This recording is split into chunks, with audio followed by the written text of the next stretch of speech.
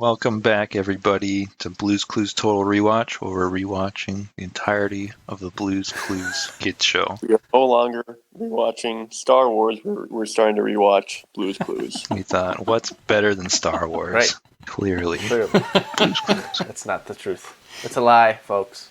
In this episode of Blue's Clues, the droids are in trouble again. Trouble again.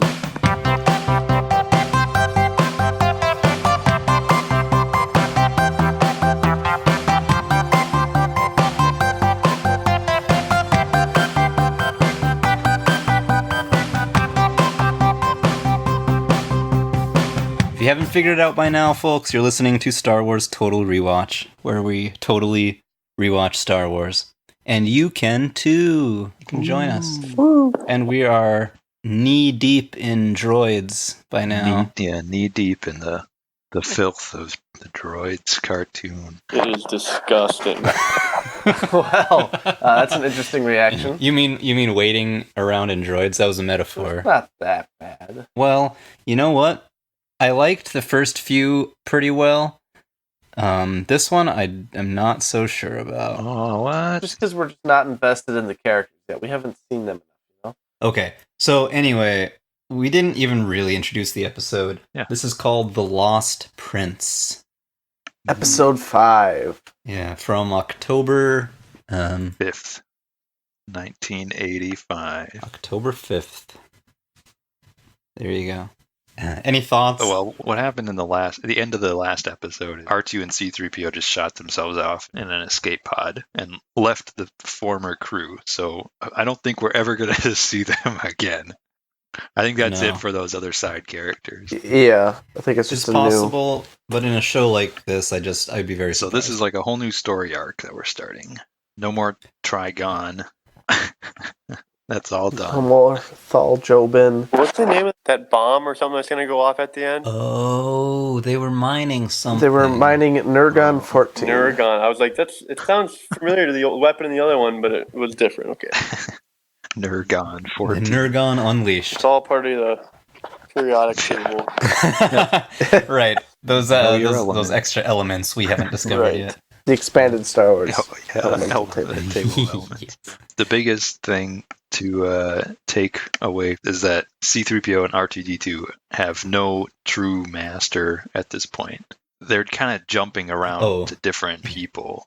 Right. Yep, right. So to give a little plot summary for this episode, I guess R2-D2 and C-3PO end up on some mining world, and they're trying to find a new master. So they go around, they try a job at a cantina, and of course they fail spectacularly and get kicked out.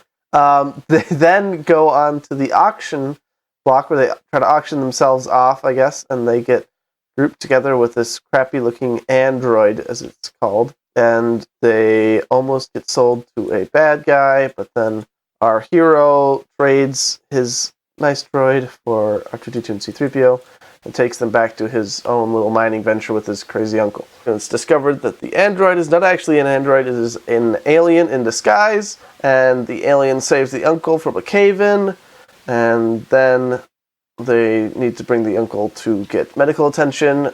But when they go back to town, the bad guy spots them, then everybody gets captured, and then they escape. And did you say the android was the Lost Prince? Oh yeah, that's right. So the title is like something that you find out at the very end of the episode. Man, a lot happened in this 25 minutes. There's a lot. I thought this one was taking things deeper into cartoon territory. It felt even sillier than the others. Yeah. So they totally epic fail at this diner job, but then they decide. That's what I was talking about, it being such a cartoon. Everybody's tripping over things. Oh, yeah. All through the episode, they're flying across the room. There's a couple fight scenes that are just a that bunch guy's of tripping. making- Yep. Yeah, it's like the earlier ones, at least they kind of had something planned out. This felt like the fights were just people like flopping over and making weird noises. Yeah. Yeah. So are they on an Old West planet? That's what it seems like. Apparently, and I had no idea, the only way I found this out was by looking up the wiki article for this episode. They're on the planet of Tynes Horky. I see that. Yeah. And there's like prospectors, and Uncle Gundy is like basically Yosemite Sam. Yeah. I was like, this guy Duffy is somewhat like another character I know, but I couldn't put it together. He jumps on his hat when he gets mad. That's totally him. Yeah, basically. I felt like they kind of wanted to do the Old West thing, but like they didn't. I don't know. It's like they only went halfway with it. Yeah, it kind of feels like just a nothing planet. It's just a backdrop for the story. They do a lot of mining here, though. That's like their one thing. Oh, there's a whole lot of things that I noticed that were like, oh wow, that's kind of like they did in the prequels. Yep, it continues with the prequel inspiration. Everything in the prequel movies was taken from the Droids cartoon. It feels like it. Yeah, they go to that old diner, and there's the multi-armed. Yeah, Dax's diner. Yeah. Right. It looks like Dex, Dex? but I didn't put that together, but yeah. Did they think of anything original in the prequels? no, they just realized nobody had watched these, and they said, "Hey, we can just do it all over Yeah. again." Exactly. They were playing up the nostalgia. And for people that have seen them, they'll just be rewatching the Droid cartoon. It's like, it's one of those in-jokes or a reference where people can look at it and be like, oh, that's right, just like the cartoon. I think they just had ideas that they liked, and so they went back to them when they had the chance for a big budget. Yeah, movie. but it's like too many things. It's Too like, could many you not things. come up with anything new? Well, what else was there? In that? The one-wheeled bike was Yeah. the same, like Grievous uses in Episode 3. Oh yeah. On the one hand, it's kind of cool, I think, to use some of the same stuff. I feel like some of the new movies, they're like in these canteen scenes, like they have to create. Let's see how many new aliens we can create. It's like, you can see the same ones once in a while. Yeah, they did that in The Force Awakens, Yeah, it was just all these new weird ones, and I'm just like, and they were none Sure. of them we had seen before. Like, you don't want to overuse the aliens, but it makes sense to see them Yeah. more than at once. least show a couple that we're familiar with, or that maybe you've seen, even if it wasn't for very long. I don't Stay true to the universe you've established. Well, they showed off the musical gang from Jabba's. Max Rebo was there playing. Max Rebo that is was here. great. It's on his galactic tour. That's right. Promoting the new album. Yeah. This is like some kind of a experimental jazz they're doing here. She's just going. Gross. "Ah, blah, blah, blah, blah, blah, blah." That's I a don't beautiful want to look rendition. at that. I don't even want to look at that. No, listen to it.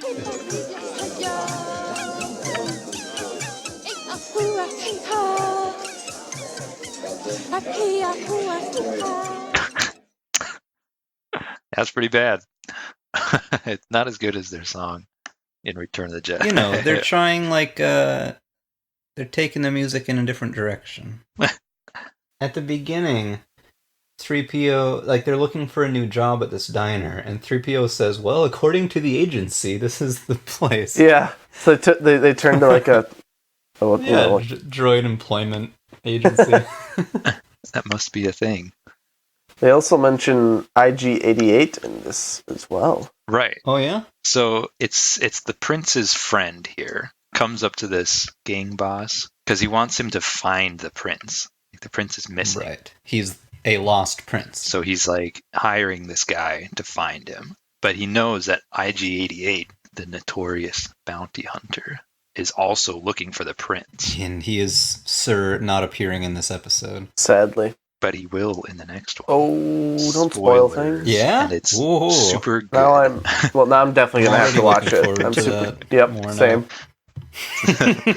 This episode is all just like set up. Also, their currency for this is Keshels, not credits. Yeah. Oh.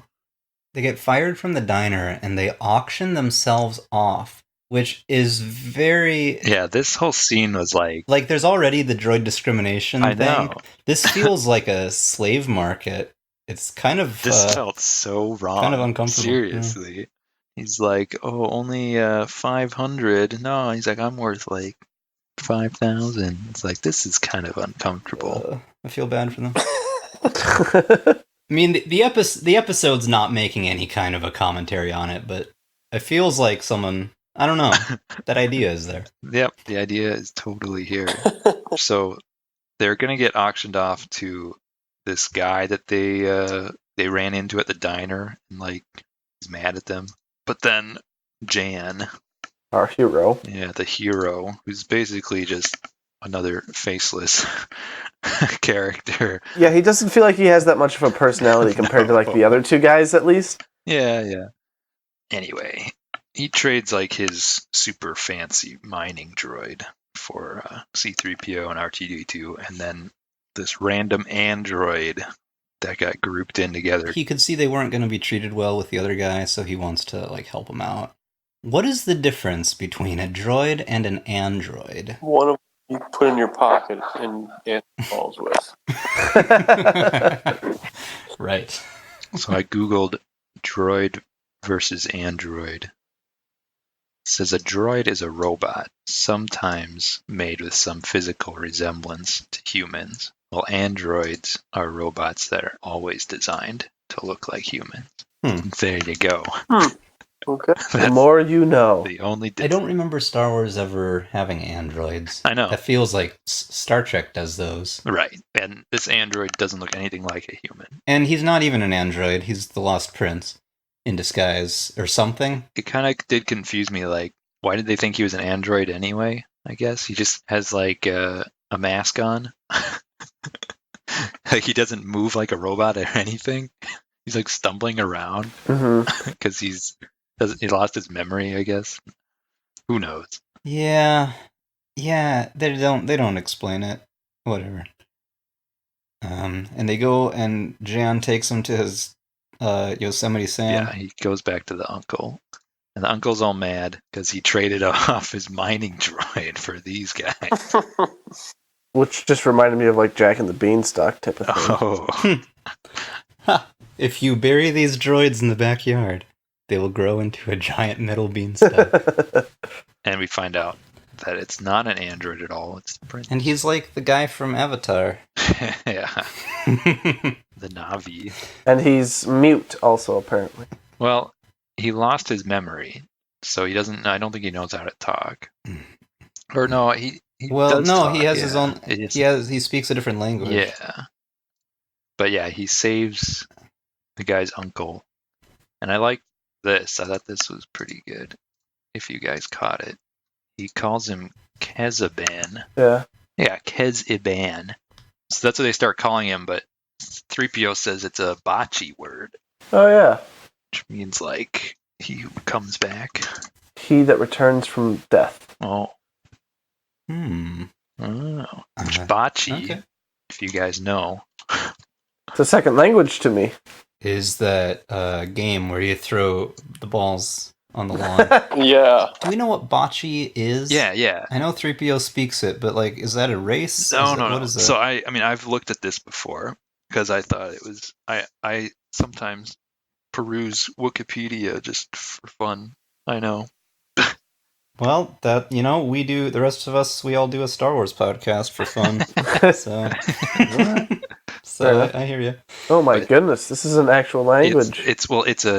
It's a trade language. So it's like a very basic way to communicate with people who speak different languages. Oh. So most of the words just mean very basic things like coordinates, trading terms. Cargo, Yeah. map, blast off, arrival, emergency, fighter, first class, just to name a few.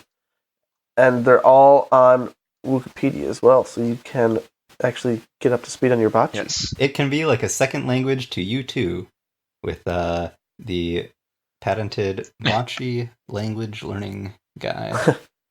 Sponsored by Rosetta Stone. So there you go.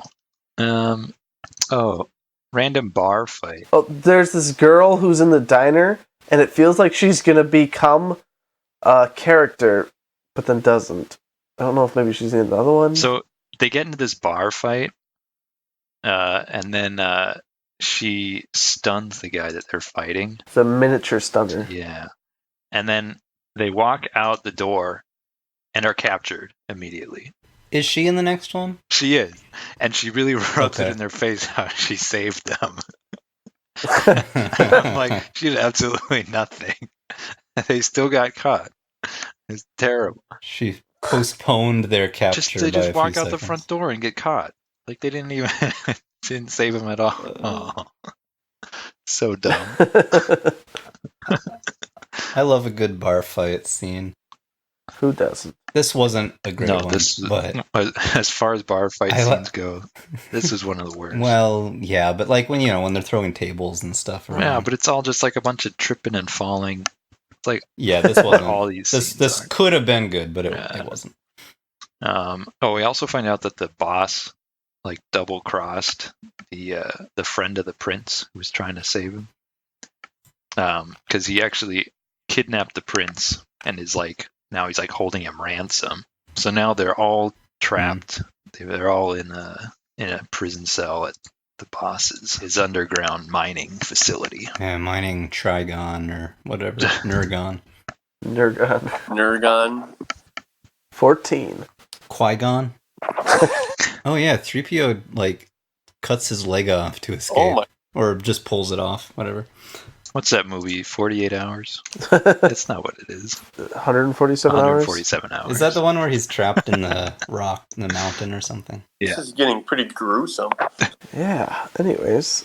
So they defeat the security droids by bumbling and tripping along the way and just getting knocked down. Oh, and the prince uses his scepter. What does it do? I forgot. It like stuns the droid. Zap. Some kind of magic thing. Well, it feels more electrical than magical. Magic doesn't feel like it fits in Star Wars. Hopefully we'll be able to see more of it in the coming episodes. Yeah, we definitely need more explanation. But yeah, they're able to escape, and then they're running around in the mine. They hop on top of like a bulldozer, and there's like this door is closing, and they're like, "Hurry, we got to get through the door!" Oh no, the door's closing, and then they just plow right through the door. Yeah. So like, it doesn't matter if it was open or shut. Ooh, there's the Nergon. Yeah, the Nergon. So it's reaching critical levels apparently. It's just like glowing. Yeah, R2 keeps saying that it's that they better get out of there because it's gonna blow up. Yeah, and it does. It totally Blow does, you up. Kaboom. But the bad guy almost double crosses his partner. Is he holding a fork? Yeah, Tuning it's like a stun stick. Yeah, like Boba Fett used in the cartoon. Oh yeah, he did use that fork in the holiday special cartoon. Boba Fett did? Oh, there is some consistency. Yeah, he was trying to like leave his henchmen behind. Then 3PO Yeah. just like knocks the fork out of his hand, and it's like, oh, I guess that situation got reversed. Like, That's the thing. They keep setting things up to be a threat, and it doesn't. It has no effect. no, the payoff on all these situations is always very anticlimactic. Yeah. So they get away. The prince is reunited and gets like a robe Yep. and looks real fancy now. Whoa. Wait, that's not him on the And with the hair. Yeah, it is. Are you That's what he kidding me? looks like now. No. he has like a crazy kingly hairdo. The hair comes with the robe.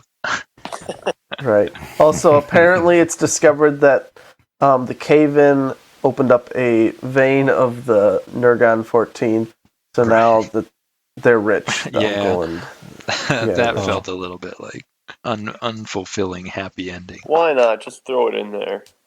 Yeah, it's like hooray, we're rich.